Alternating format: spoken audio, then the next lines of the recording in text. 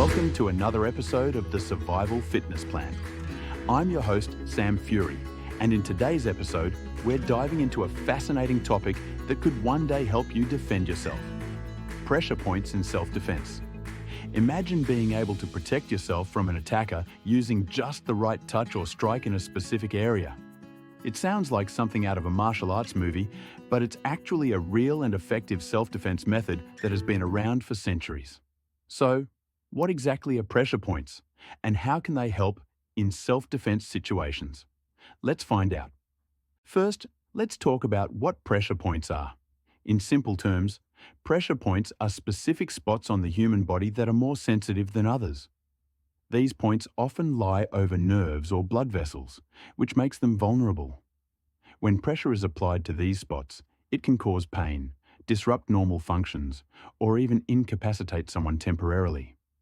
In self-defense, knowing how to target these pressure points can give you an advantage over an attacker, helping you to escape or gain control of the situation. Now, you might be wondering how this works. Let's break it down. Our bodies are like complex networks of nerves and blood vessels, all working together to keep us functioning. Pressure points are areas where these networks come close to the surface. When these points are pressed, struck, or manipulated, they can disrupt the normal flow of nerves and blood, leading to intense pain or loss of function. Think of it like hitting a reset button on a computer. Except this reset causes pain or makes it difficult for the attacker to move.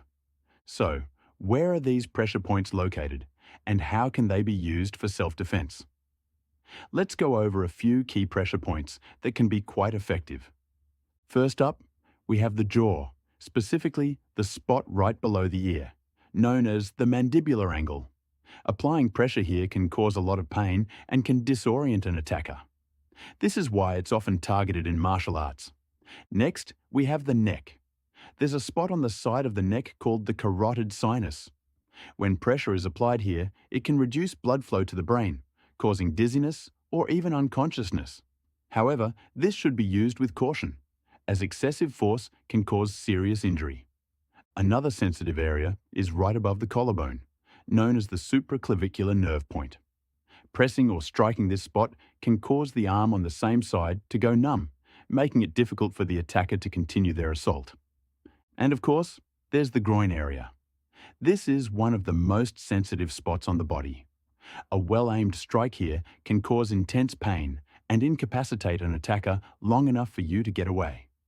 The solar plexus, located just below the sternum, is another important pressure point.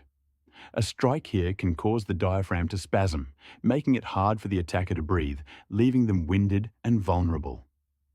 So why use pressure points in self-defense? There are a few reasons why this method can be advantageous. First, using pressure points can be a non-lethal way to defend yourself.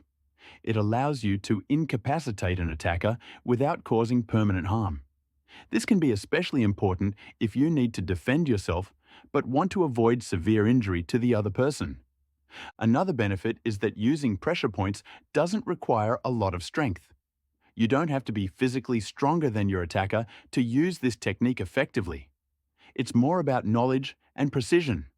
This makes pressure point techniques accessible to people of all sizes and abilities. Pressure points can also provide a quick response in a dangerous situation.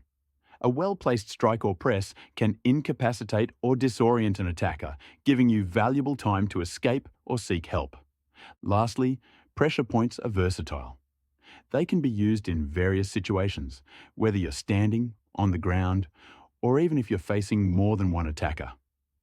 This versatility makes them a valuable part of any self-defense strategy. Now, as effective as pressure points can be, it's essential to understand that they are not a guaranteed way to end a confrontation. The effectiveness of using pressure points can vary based on several factors, such as the attacker's size, pain tolerance, and your ability to accurately target the point. That's why it's always a good idea to combine knowledge of pressure points with other self-defense techniques. It's also worth mentioning that pressure points should be used as a last resort when you feel your safety is in immediate danger. Always try to de-escalate a situation if possible. Using pressure points, especially in ways that could cause serious harm, can have legal and ethical implications, so it's crucial to use these techniques responsibly. In conclusion, understanding pressure points can be a valuable tool in your self-defense toolkit. By knowing where these sensitive areas are and how to apply pressure effectively, you can better protect yourself in potentially dangerous situations. Remember, the key to self-defense is not just about knowing the techniques, but also about being aware of your surroundings, staying calm under pressure, and using your skills responsibly. Thanks for tuning in to another episode of the Survival Fitness Plan. If you found this episode useful, let me know with a like, follow, and share. Finally, if you haven't already, be sure to visit survivalfitnessplan.com, where you will find the only online program where you can train yourself to outrun, outfight, and outlive the majority of the world's population.